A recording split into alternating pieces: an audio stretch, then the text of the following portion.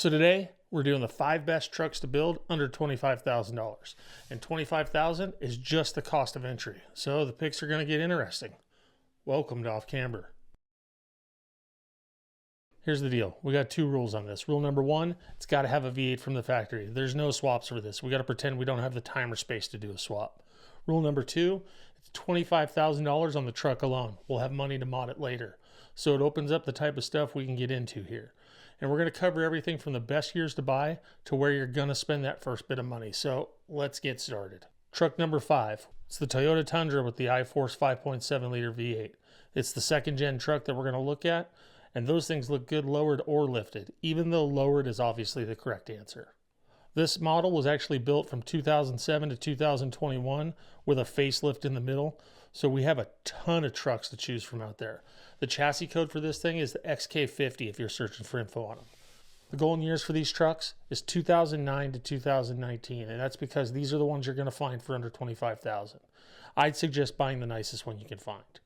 The 3URFE makes 381 horsepower and 401 pound-feet of torque from the factory. And Toyota knowingly overbuilt the platform to be just a workhorse. I mean, it's embarrassingly well built. Apparently, they never thought about selling other cars. They engineered this thing to run for 300,000 or more miles. The 5.7 comes with a forged crankshaft, forged rods, and oil squirters. This thing sounds to me like it's waiting for a spinny boy. The nightmare situation, all this, isn't really a nightmare at all. They get leaky from the cam tower and the timing chain cover. That's a seal. The valley plate seal can leak some coolant. Oh no. And they're pretty well known though for the water pump failures and the secondary air injection pump failures. But none of these things are deal breakers. The water pump is probably the most serious of the issues. The secondary air injection is going to throw a check engine light, but not a fatal one. Just look for signs of failure going in and use it as a negotiation tactic. Also, early 2nd gens had frames that tried to return to the earth, so keep an eye out for that. Problem was mostly solved by 2009 though, but still, just look at it. Toyotas and rusty frames are a thing. The first money spent on this thing is a cold air intake, catback exhaust, and a tune. The iForce responds really well to more air. Plus, they sound pretty good when you let them breathe. And then, make sure to add more low. They look surprisingly good slammed, and not enough people make street trucks out of these things. Every one of them that I see is lifted, which is the absolute wrong answer. Just remember, you're doing it for the children, because doing it for the children has always been a great excuse to do something. Now here's the thing to think about on this. The iForce 5.7s do not have an aftermarket like the LS World does. You're not going to do a cam swap in a weekend on a Tundra. The build can be real, but the path you're going to have to take to get there is much, much longer, and the parts are going to cost you more. It's the reliability function, right? You get the reliability in, ease of build out. That's the trade-off for going down this road. So now you know. So I can already feel the comment section getting fired up about taking a Toyota and making a street truck out of it. Good. Just know the iForce 5.7 made 381 horsepower in 2007 and is probably still running without any issues. I'll see you in the comment section. Truck number 4, the GMT 800 Silverado with the 5.3 LM7. Probably the greatest modern truck GM has ever made. So the golden years for these trucks are 01 to 06. The GMT 800 platform ended in 2006, although in 2007 they had the Classic, which was a GMT 800 that was sold along the 900 chassis, probably the leftovers. These things are the greatest because they were pre-active fuel management. There's no DOD, no AFM, no lifter and cam changes to make sure you don't smoke the engine. The LM7 is the perfect entry point to the biggest aftermarket in American performance. You want to do cam swaps, heads, intakes, turbos, superchargers, you want to do it. The part you want exists, it ships tomorrow, and somebody already wrote the install guide on the internet somewhere. The LM7 comes with 270 to 295 horsepower depending on the year, but the changes were all done with software, and you should be thinking about modifying this thing anyways. So who cares what software version you got? So what's the nightmare situation on this? It's the 4L60E transmission. And those come in the 1500s. The 2500s got the 4L80E, which is actually a 4L85, I believe. And they got the 6-liter. Just know that with any added power, the 4L60E is already writing its resignation letter to you. Hell, it's probably just going to do it till you stock. Plan on changing this thing out. Yes, you can kind of fix it, and doing the Corvette servo on it and a couple other small fixes will extend its life if it isn't on its way out. But if you plan on big power, the 60 is not the answer. It's still going to smoke the clutch packs eventually. The first money spent should be a tune, exhaust, and lower it. That's it. You're already there. You got yourself a great street truck now. Throw a nice set of wheels on it. You can call it done if you want. Sounds good, looks good, and actually moves out of its own way. The LM7 responds immediately to these things. This is the cheapest horsepower per dollar truck on this list. You want to get a little bit more wild with it later? Throw in a cam and then a set of heads in that order. It will make a great little street truck. Need some more power? Do a turbo kit or a supercharger. The aftermarket is endless on this thing. You can actually build a full drag truck right off the internet for it.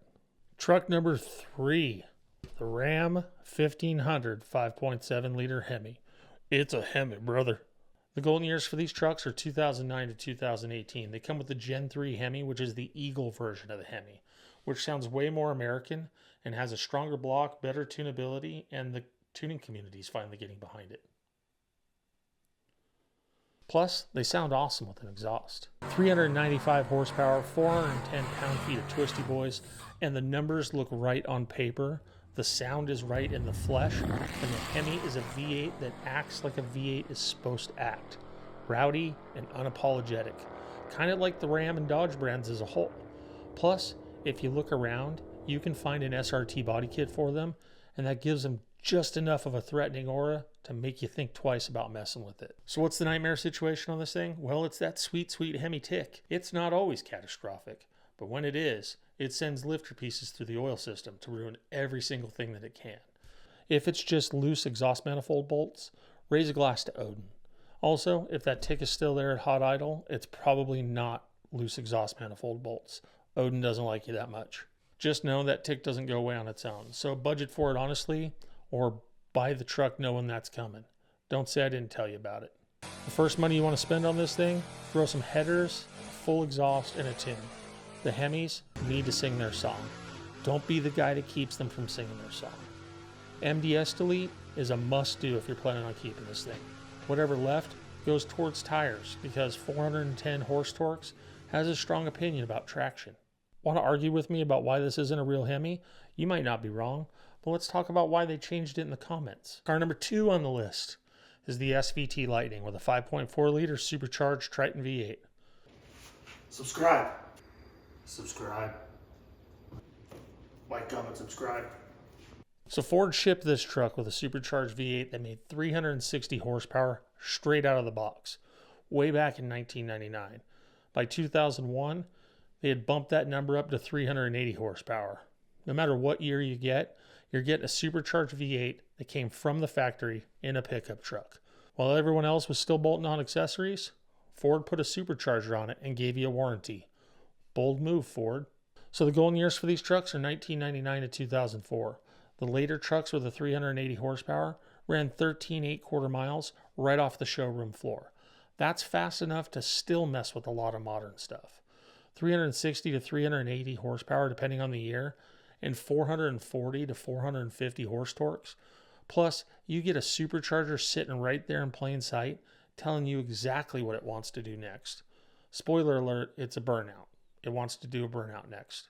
So the nightmare situation is not a nightmare. It's the supercharger coupler. It does fail, but it's a known issue that has a $300 fix, not a $3,000 fix.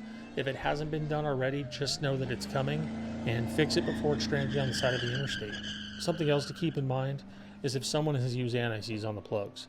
It has the typical aluminum head spark plug problems of the plugs getting seized up, and you can strip the threads in the heads, which can result in sudden and rapid cylinder decompression.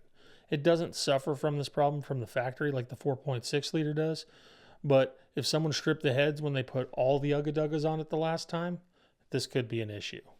So the first money spent is to do the supercharger coupler if it hasn't been done already. Then tune for 93 octane unless you live in a dumb state. And pulley swap it. You'll stay way inside of any budget you make for yourself. Ford already did the build, you're really just kind of finishing up where they left off. Then lower it and get a nice set of wheels. It would do it for you. And remember the golden rule your mom and dad taught you. Do to others what you would want them to do to you. And you'd know you'd want to be lowered if you were a truck. I just know it. So this is the truck that actually came built. So why isn't it number one? Well, because there's something out there that's lurking that has more potential and starts right about the same horsepower number. Truck number one, Ford F-150 with the 5-liter Coyote. I'm ready. I can already feel the Lightning guys reaching for the keyboard. Hold the hate for a second. Here's why the Coyote takes the top spot on this build list specifically. It's the aftermarket. The only engine on this list with a bigger aftermarket is the LS, and that's only because it's had more time on this earth. Superchargers, cams, intakes, turbos, built transmissions, the whole thing, every single part you want, it already exists. Somebody already installed it, and there's video and written down instructions of the actual install taking place. The Lightning came done, and the Coyote is the one you get to finish for yourself, and it has a way higher power ceiling. On a build list, that wins. So Ford put the almost Mustang GT engine in a half-ton pickup truck, and boy is it a riot. It's just got a bit lower compression, which makes it better for boost, some different exhaust manifolds that we're going to change anyways, and a slightly milder cam. It's no big deal. It's not that different. It's basically a Mustang with a truck bed, and it's a lot less likely to run pedestrians over at Cars and Coffee. No, that joke never gets old. I don't care what you say. A crew cab version of the modern F-150 is on my short list. Hopefully a very short list, but that's another video. 360 horsepower, 380 horse torques, the same engine as the Mustang with just as much tunability. The difference is you're buying a truck because you need a truck. The only nightmare situation on these things is that the price keeps climbing.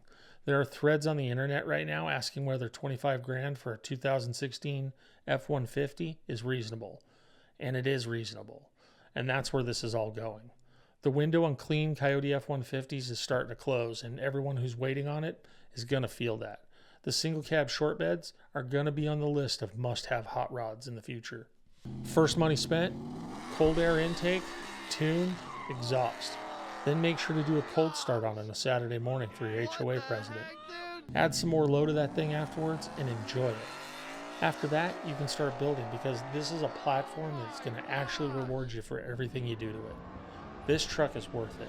This is your number one. If you think the Lightning should have taken it, let's have a gentlemanly discussion in the comments where you call me a clueless idiot. So street trucks are back, finally, and I can't tell you how happy I am about it. So which one of these are you going to build? Get down there in the comments and tell us. If you want to support the channel, check out the merch store with this QR code. We got hats, shirts, stickers for your toolbox. And don't forget to like, comment, and subscribe. It helps the channel out and gets YouTube to show us to more people. And share us with your friends. I'm not shy. I'm always looking for new friends. Anyways, thanks for coming. I hope you enjoyed your time here, and I'll see you next time on Off Camera.